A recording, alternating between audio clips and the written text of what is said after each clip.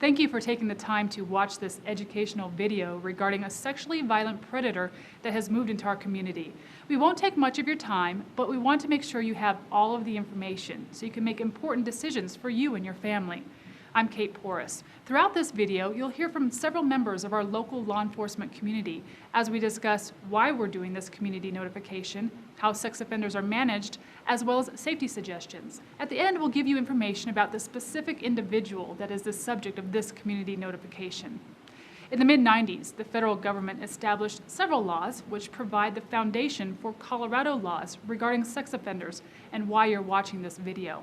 One law required states to establish sex offender registrations for all convicted sex offenders and ways to track them. Another law requires states to find a means of notifying residents and communities where sex offenders live. A third law provides lifetime supervision for some sex offenders, as well as a national sex offender registry. In general, these three laws mean sex offenders have a lesser right to privacy, and the community and law enforcement have a right to know who they are and where they live, so they can keep people safe. In Colorado, there's a difference between a registered sex offender and a sexually violent predator, or SVP. SVP is a classification given to identify the highest risk sex offenders. Every state has ways of identifying highest risk offenders and of separating them from other sex offenders who may not be given that classification. For example, other states use risk level 1, 2, or 3. The classification does not necessarily describe the sexual offense. Colorado identifies SVPs in two ways, depending on if the crime happened in our state or in another state. If the conviction occurred in Colorado, there are 4 factors that go into determining if someone is classified as an SVP: whether the offender is an adult, the date of the crime and the conviction, the relationship to the victim, and the results of an assessment. If the conviction happened in another state and that state classified the person as a highest risk offender equivalent to Colorado's classification of sexually violent predator, then the offender is given the SVP classification in Colorado. Colorado law states that all SVPs are subject to a community notification when they move to a new address. Community notification begins when the Department of Corrections, Parole, Probation, or another state notifies local law enforcement that the SVPs are arriving in their community. The SVP must register with the local law enforcement agency. That agency then conducts a community notification in accordance with the Colorado Sex Offender Management Board criteria. This video is just one way that local law enforcement conducts those community notifications. At times we may hold community meetings as well, but this isn't your only source of information. You can always stop by any of the local law enforcement agencies for a complete list of all of the registered sex offenders living in each jurisdiction.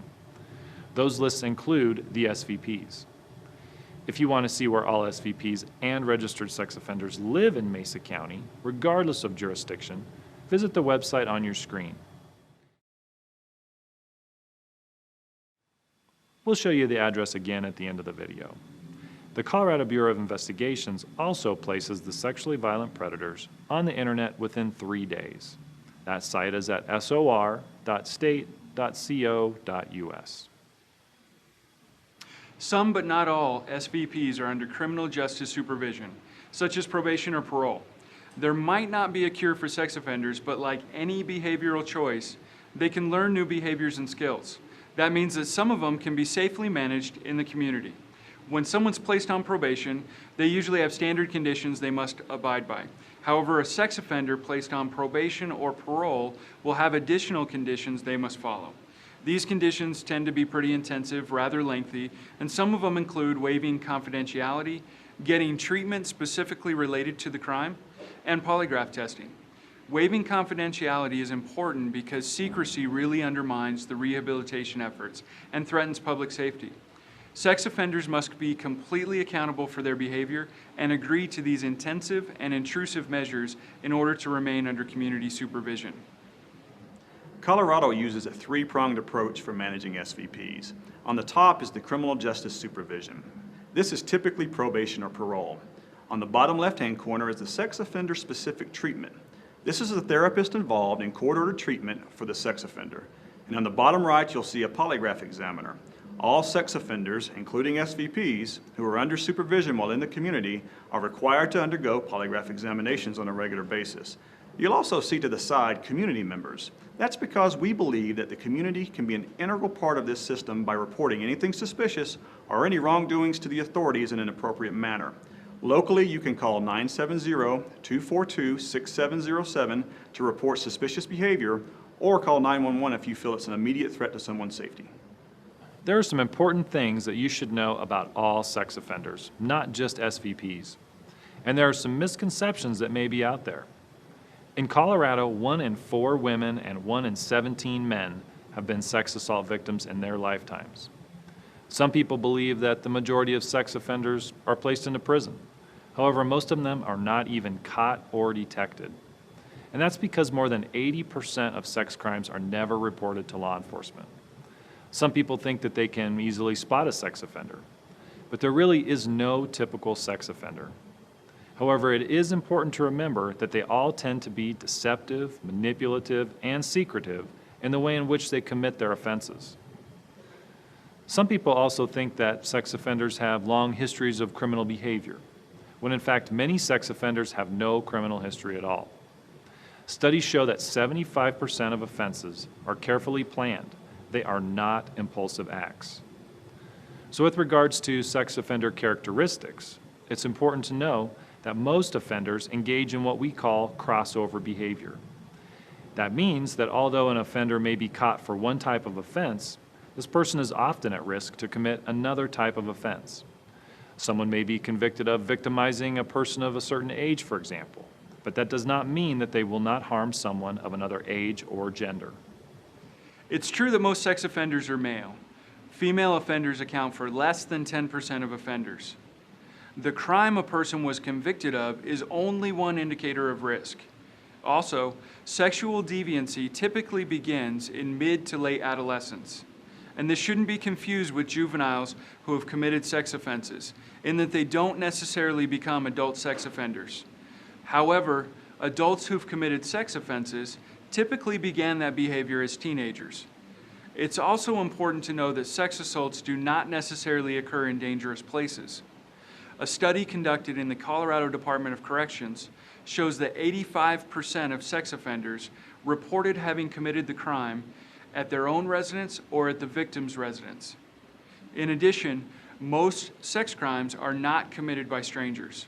78 to 90% of sex offenses are committed by someone the victim knows. When it comes to sex assault victims, there are also many myths. One is that the victims ask for it. The fact is, sex offenders use power and control to dominate and humiliate victims of both genders.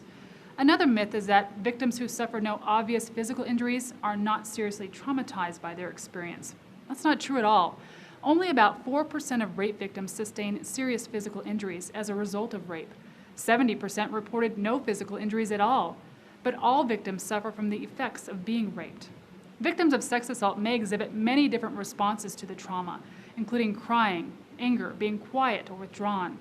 Sex assault by someone known to the victim creates an even more difficult recovery process. Victims often develop post-traumatic stress disorder and long-term effects, including anxiety, eating disorders, flashbacks, divorce, loss of sexual interest, loss of concentration, and sleeping disorders. Victims of sex assault are 3 times more likely than the general population to suffer from depression and are 13 times more likely to attempt suicide. They also have greatly increased rates of substance use or abuse and a higher rate of unwanted pregnancy. And they have an increased risk of involvement with the judicial system. One of the ways to combat that is to control the response and minimize it, which is done when the victims are supported and believed by their families and the members of the community. The community also has a vested interest in helping the offenders be successfully managed within the community. All SVPs and some other sex offenders must register with local law enforcement agencies where they live on a quarterly basis for the rest of their lives. Those convicted of sex crimes against children must also register their email addresses and internet identifiers with the local law enforcement agencies. It's important to remember, though, that sex offenders have the same need for housing and employment as other citizens, and harassing, threats, and intimidation of those offenders is counterproductive to the community management goals. In fact, it may cause offenders to go underground and not even register with law enforcement, making it very difficult to track and manage them. harassment and threats to these people is criminal. They will be investigated, and those doing the harassing will be subject to prosecution. There is no way to protect yourself in all situations, and the following tips and advice cannot completely eliminate the risk of sexual assault. However, they may provide you with information to prepare you and your family for potential situations. Many people are concerned about what to tell their children about the sexually violent predator that has moved into their area. Avoid any scary details. Be honest and use language that is age appropriate.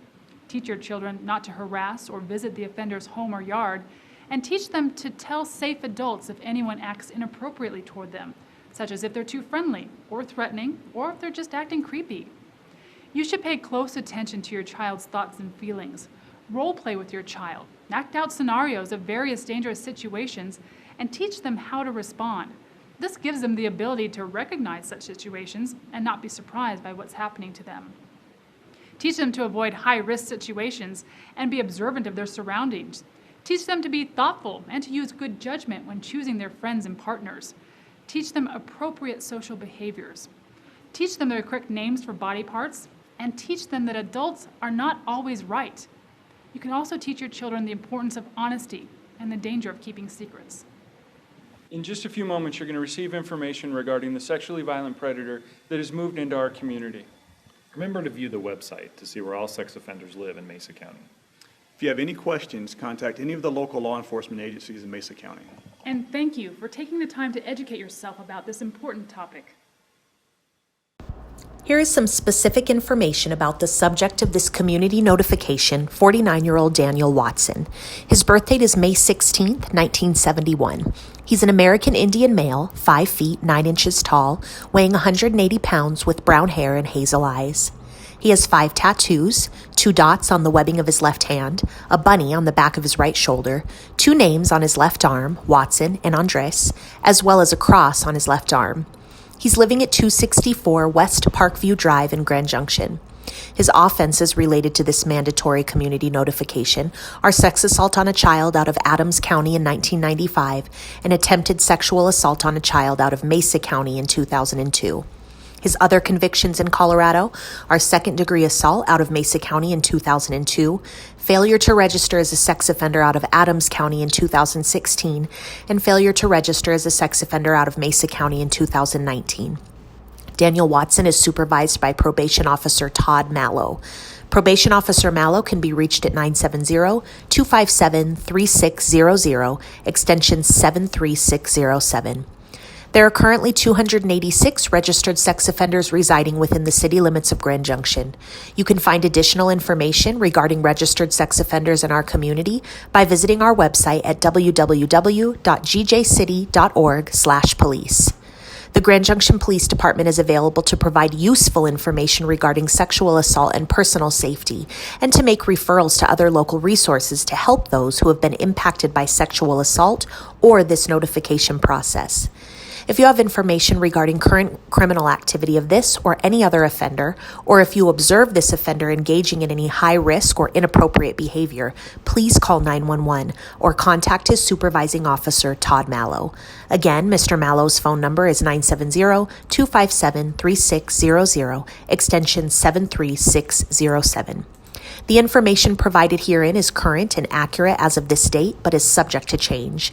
For additional information, please contact the Registered Sex Offender Program at 970-549-5234, Tuesday through Friday from 8 a.m. to 6 p.m.